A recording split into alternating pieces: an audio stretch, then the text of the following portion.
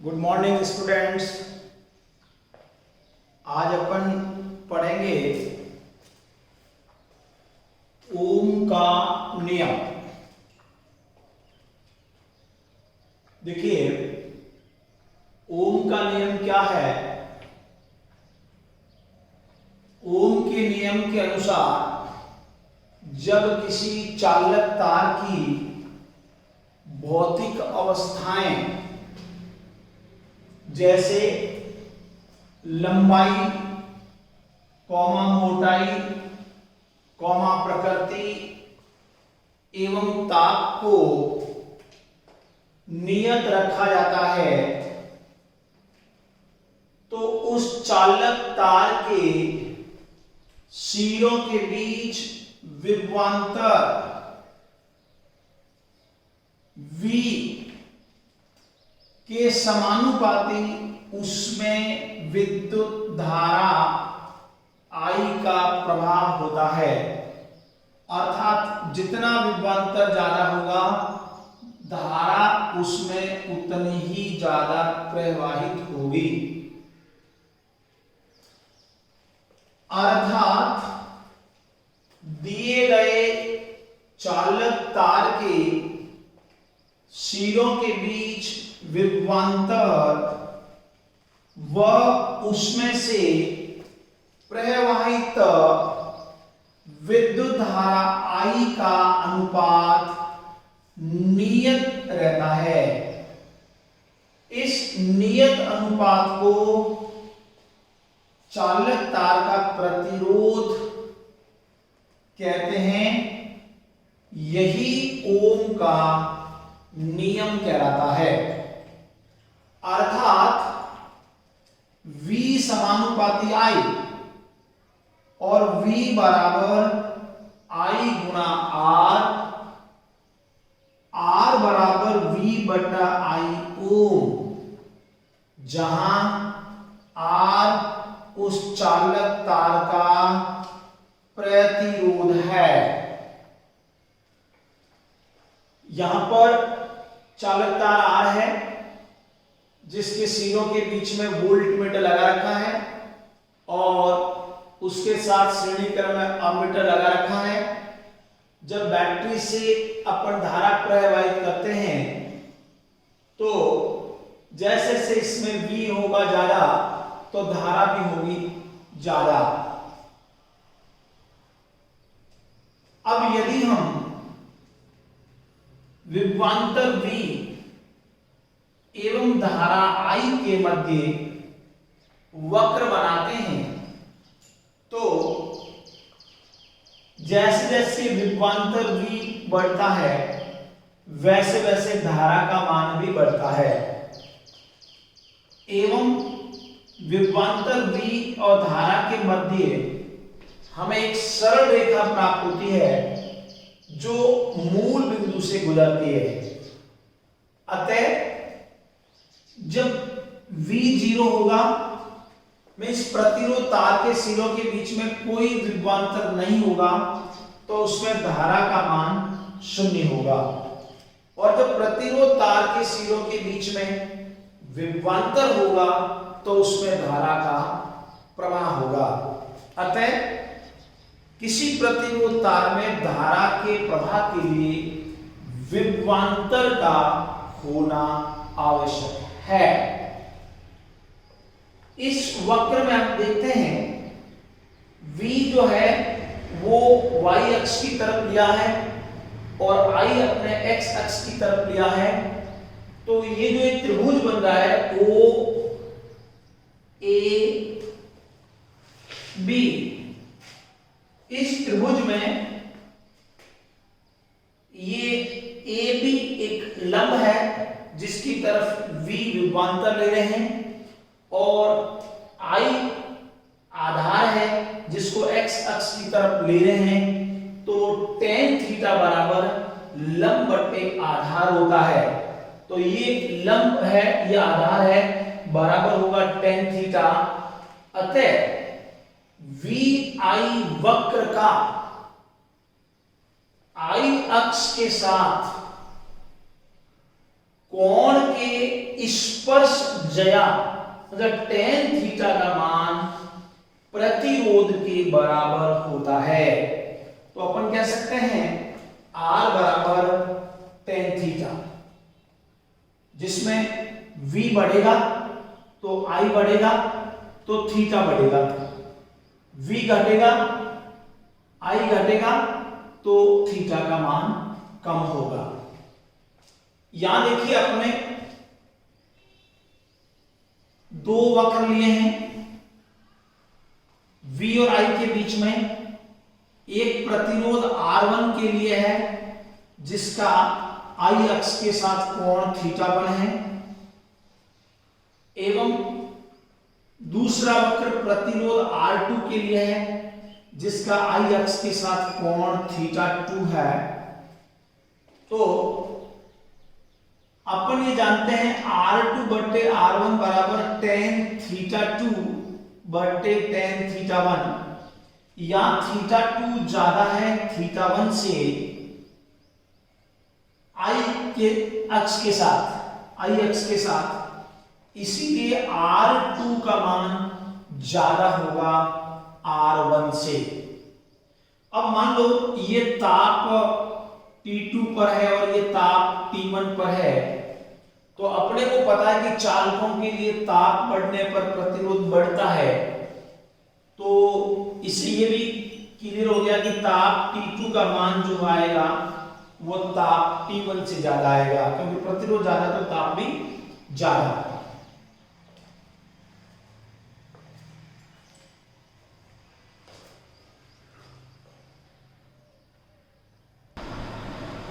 इससे आगे अपन लेंगे ओम के नियम की सीमाएं अर्थात प्रतिबंध।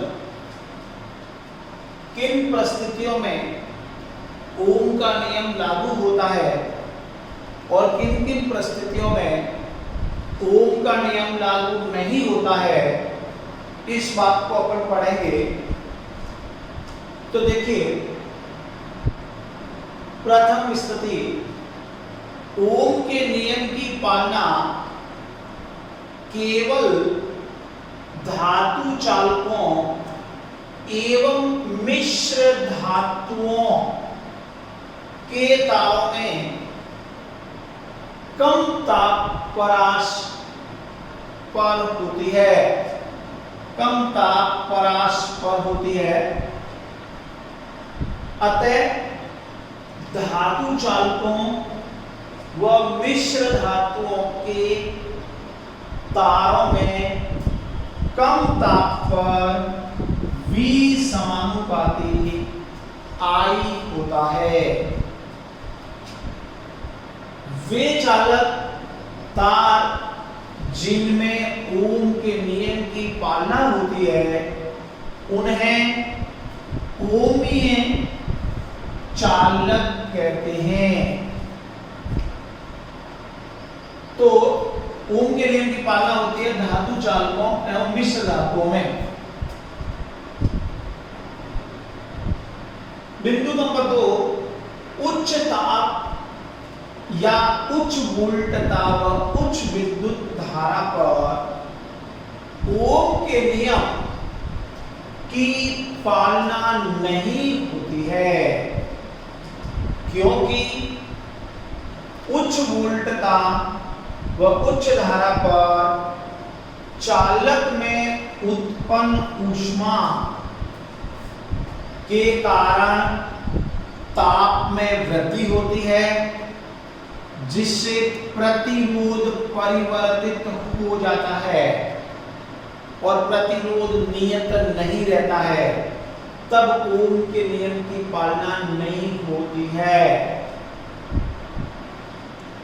स्थिति नंबर 3, अर्धचालक युक्तियों जैसे PN diode, transistor, super conductors, thermistors, vacuum tube में ओम के नियम की पालना नहीं होती है, क्योंकि इन युक्तियों में V समानुपाती I नहीं होता है। इन युक्तियों में V और I के बीच में ग्राफ सीधी रेखा नहीं होती है। अतः जिन युक्तियों में ओम के नियम की पालना नहीं होती है उन्हें अओमिक चालक कहते हैं। तो ये P N diode, transistor, superconductor, vacuum tubes, torch, bulb के जो तंतु है वो अयोमिक चालक है।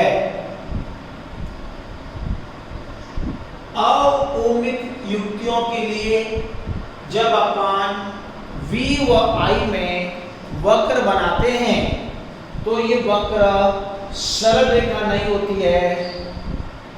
V के मान में और I के मान में समानुपाती रूप से वृद्धि नहीं होती है।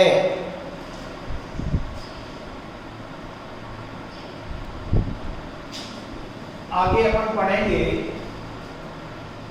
सदिश रूप में ओम का नियम। सदिश रूप में ओम का नियम अर्थात किसी चालक में धारा घनत्व J व विद्युत क्षेत्र कैपिटल E के बीच संबंध को सदिश रूप में ओम का नियम कहते हैं। जब चालक तार की लंबाई L है, चालक तार की मोटाई अर्थात अनुप्रस्थ काट क्षेत्रफल कैपिटल A है और उस चालक तार के सिरों के बीच V वोल्टता की बैटरी को आरोपित करते हैं तो चालक के अंदर प्रत्येक बिंदु पर विद्युत क्षेत्र E बराबर V बटा L वोल्ट प्रति मीटर उत्पन्न होने के कारण मुक्त इलेक्ट्रॉन अपवहन वेग Vd बराबर स्मॉल e गुणा कैपिटल E बटा m गुणा t एवरेज के साथ निश्चित दिशा में गति करते हैं। तब उस चालक में प्रवाहित विद्युत धारा का मान I बराबर NE A VD होता है। ये अपन इससे पहले पढ़ चुके हैं। I बटा A बराबर NE VD की जगह अपन ये मान लिख देंगे तो E अपॉन M गुणा T। I बटा A को अपन बोलते हैं धारा घनत्व। I बटा A बराबर धारा घनत्व होता है जिसको अपन J से लिखते हैं। तो बराबर NE स्क्वायर T एवरेज बटा M गुणा E और धारा घनत्व सदिश राशि है, E सदिश राशि है और NE स्क्वायर बटा M गुणा T एवरेज को अपन बोलते हैं चालकता। और यही आपका कहलाता है ओम का नियम सदिश रूप में। अब देखिए यहां पर अपन धारा घनत्व एवं विद्युत क्षेत्र E के मध्य वक्र बनावे तो हमें एक सरल रेखा प्राप्त होती है जो मूल बिंदु से गुजरती है और उस सरल रेखा का जो झुकाव कोण होगा E अक्ष के साथ वो होता है सिग्मा, जिसे अपन उस चालक तार की विद्युत चालकता कहते हैं। यहाँ पर चालक तार के अंदर धारा घनत्व की दिशा और विद्युत क्षेत्र की दिशा एक ही दिशा में होती है, उन दोनों के बीच में कोण 0 होता है। और जब E का मान 0 होगा तो धारा घनत्व का मान भी 0 प्राप्त होगा।